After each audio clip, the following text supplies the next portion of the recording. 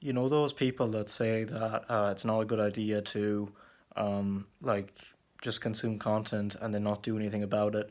It's good to read a book, but only if you actually go straight out and apply the activities in that book. Well, to an extent, I think that those suggestions are correct and they have validity.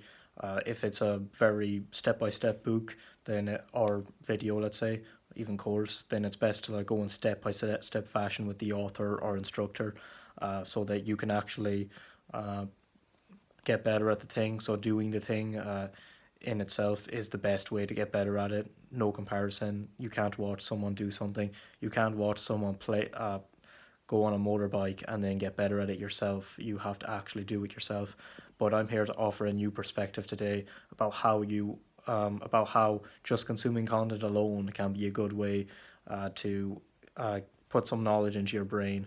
So I've been watching the YouTuber Hamza, and what he said was it's very good to consume content, even if you don't do anything about it right now, because about 6 months later, you might be thrown into some kind of situation and you're going to have to use some kind of piece of knowledge, and that piece of knowledge will probably have came from a book that you've read, but you didn't apply it right away. So I think this is it's a good thing.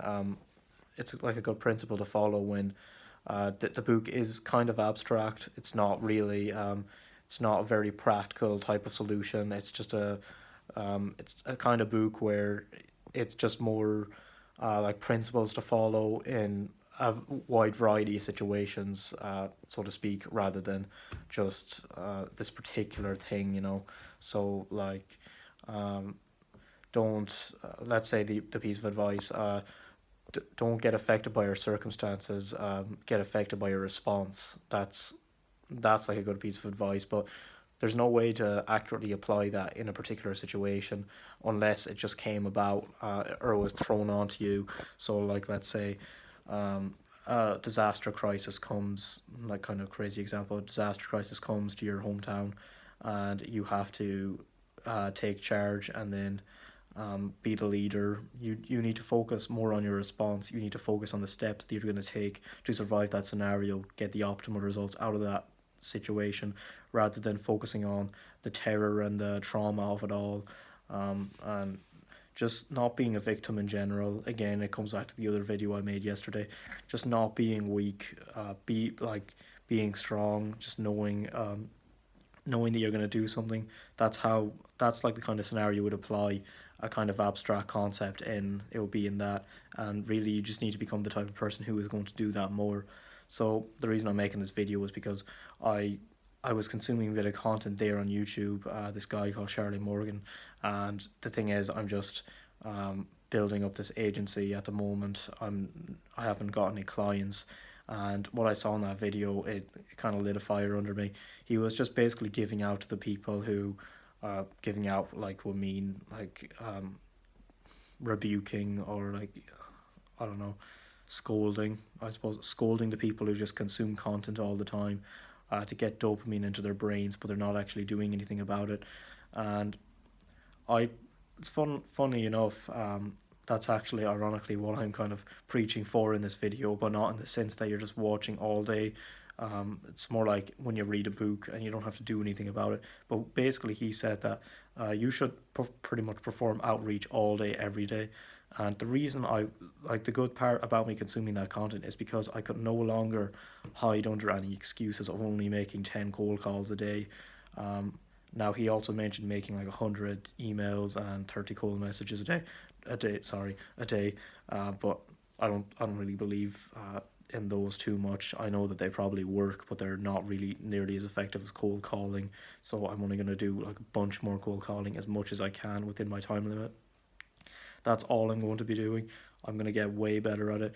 And even now, 2 weeks in, I'm not nearly as like afraid as I was before. I don't stress out about it in the evenings. It's just I've become the type of person who doesn't fear cold calling nearly whatsoever. I'm just much better at it. But I was consuming that content, and consuming that content really, like, consume content of the people you want to become like. That's the main thing you need to take with you from this video. Look at the people that you like. Let's say you like this male influencer who earns a lot, and he's very helpful to people in your industry. Follow him. Have a look at his videos. You can spend like a significant part of your evening even just watching his content, because you become more like the people you spend time with, and that also counts when you're consuming content. But don't a rule of thumb here is not consume brain dead content, because that's what most people do consume. To be honest, most people consume like this mainstream garbage. No offense to Mr. Beast, but you know what I mean. People would just consume a lot of those children's videos, entertainment videos, family videos, staying at home on a Tuesday, you know, those kinds of videos, not the kind where they'd actually be a role model to aspire to be like. So you need to not watch the videos of people that are like just making you feel good about yourself. Watch videos of people who make you feel uncomfortable about yourself. I watch videos of guys in their 20s who've already made enough success to feed themselves for like 10 lifetimes. That's who I watch, because it doesn't make me feel like I'm some kind of legend or anything. Like I did pretty well in school, and I've completed all the Soulsborne games in the entire series, but I was a big duck in a small pond, really. So what I do then is just throw myself into the ocean, and I see the gigantic sea monsters that are in it, and it humbles me. I don't feel so big anymore. That's what you need to do. You need to watch those who absolutely surpass you, and also, for practical advice, watch those just one step ahead of you, because that's it's a good way to maintain relatability. When they're not relatable, then you probably just give up. But then again, if you're not weak-willed, then you're probably not going to have to worry about that. Sorry, I really don't spare your feelings in these videos. Well, I'm not sorry, but yeah, it's a way of segmentation. You know, only the strong will keep watching my videos. Sorry about that. I can't imagine how stupid my face looked there. So anyway, yeah, you can consume content and you don't have to act on it immediately. You don't have to act on it immediately. So yeah, that's pretty much all I had to say. I'm not gonna drag this video out any longer than it needs to be. So yeah, if you have any ideas, tell. I'm about to sneeze again. I'm not. So yeah, tell me in the comments if you have any other videos. Yeah.